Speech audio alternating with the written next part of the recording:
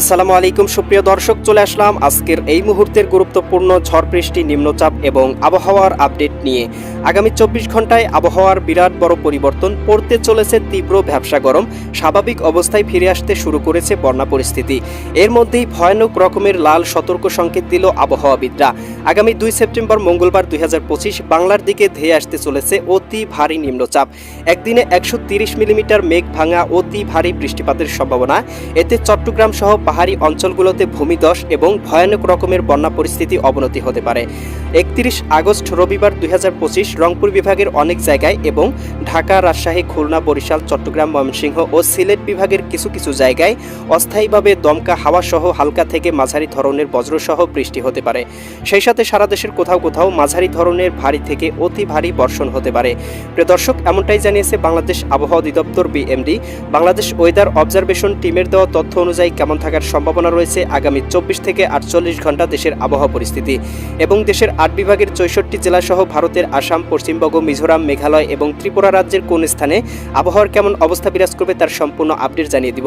তাই প্রিয় দর্শক, আপনি বাংলাদেশের কোন জেলা থেকে ভিডিওটি দেখছেন এবং আপনার জেলায় এই মুহূর্তে আবহাওয়ার কেমন অবস্থা রয়েছে কমেন্ট করে আমাদেরকে জানিয়ে দিন।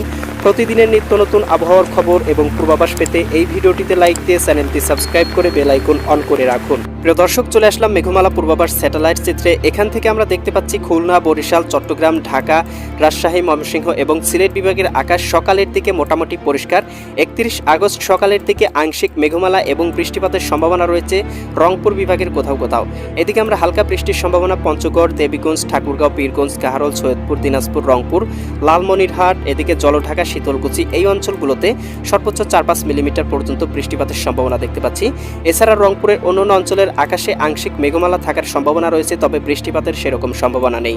এছাড়া বাংলার কোথাও কিন্তু আমরা বৃষ্টিপাতের সম্ভাবনা দেখতে পাবো না। ভারতের খড়গপুর এই অঞ্চলগুলোতে আংশিক মেঘমালা থাকতে পারে, তবে খুব একটা ভারী বর্ষণের সম্ভাবনা কিন্তু নেই।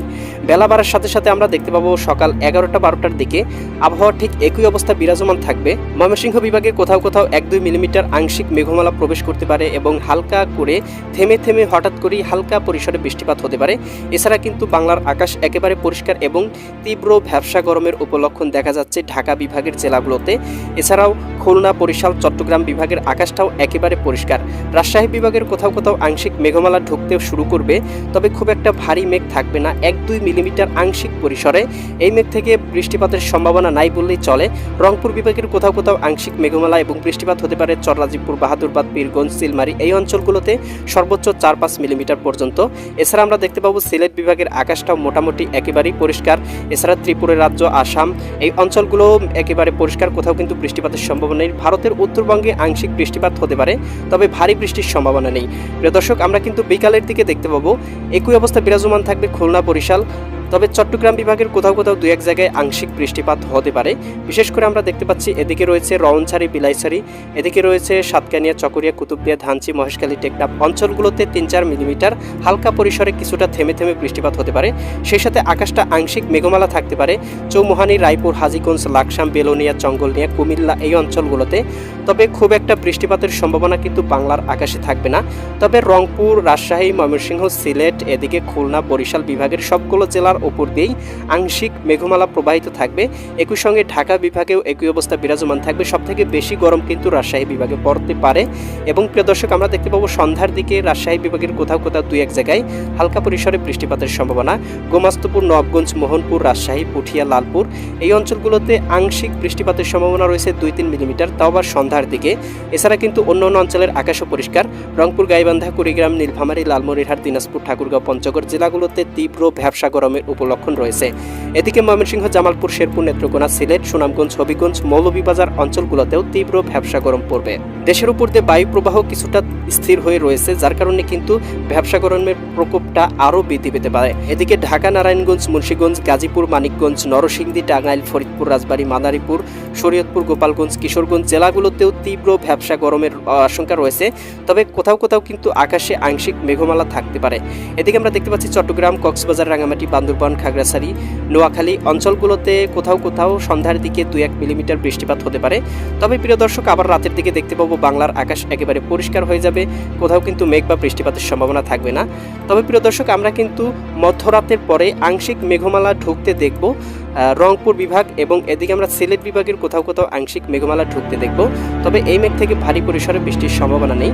আমরা দেখতে পাবো 1 তারিখ সোমবার সকালের দিকেই ময়মনসিংহ, সিলেট, এদিকে রাজশাহী বিভাগ সহ ঢাকা বিভাগ এবং চট্টগ্রাম বিভাগের কোথাও কোথাও 2-1 মিলিমিটার বৃষ্টিপাত হতে পারে, এবং বেলা বাড়ার সাথে সাথে কিন্তু বৃষ্টির প্রকোপটা কমে আসবে এবং তীব্র ভ্যাপসা গরম পড়তে শুরু করবে।